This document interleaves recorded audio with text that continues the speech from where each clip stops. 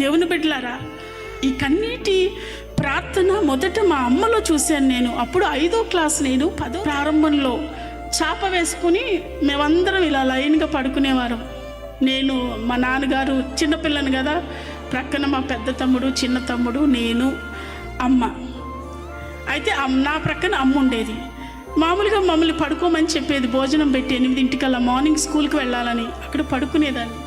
ఆ పక్కన మోకరించి అమ్మ కన్నీరు విడిచి ప్రార్థన చేసేది. అమ్మ ప్రార్థన ఎలా ఉండేదంటే మూలిగేది.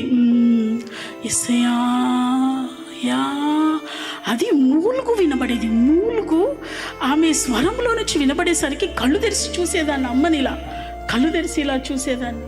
ఇలా చూసేసరికి ఆ మూలుగు చెవుల్లో వినబడి ఏం చేస్తుంది అమ్మని ఇలా చూసి తట్టి లేపి, అమ్మ ఎందుకు ఏడుస్తున్నావు, నాన్న తిట్టాడనా? కాదులేమ్మా, నాన్న తిడితే నేను ఎందుకు ఏడుస్తాను? నాన్న నన్ను తిట్టకపోతే ఎవరిని తిడతాడు? మరి ఎందుకు ఏడుస్తున్నావమ్మా? మీరంతా దీవించబడాలన్నమ్మా. మనకిప్పుడు ఆర్థిక ఇబ్బంది ఉందిగా, అదంతా తొలగిపోవాలన్నమ్మా. మీరు మంచి చదువులు చదువుకోవాలని కన్నీటి ప్రార్థన చేస్తున్నానమ్మా యేసయ్య దగ్గర. ఏడ్చి అడిగితే యేసయ్య మనకి ఇస్తాడని నేను ఏడ్చి అడుగుతున్నానమ్మా అని చెప్తే, అప్పుడు అవునా అవునా అనుకుని, నువ్వు పడుకుని నిద్రపోమ్మా, ఉదయాన్నే లేవాలి, నేను ప్రార్థన చేసుకుంటాను.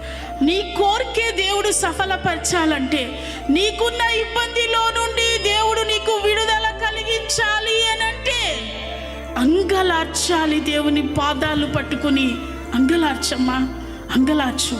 నీ ఇబ్బంది నుండి నీకు విడుదల కలుగుతుంది. అంగలార్చు, నీ అప్పుల సమస్య తీర్చబడుతుంది. అంగలార్చు, నీ పాపములో నుండి నీకు విడుదల కలుగుతుంది.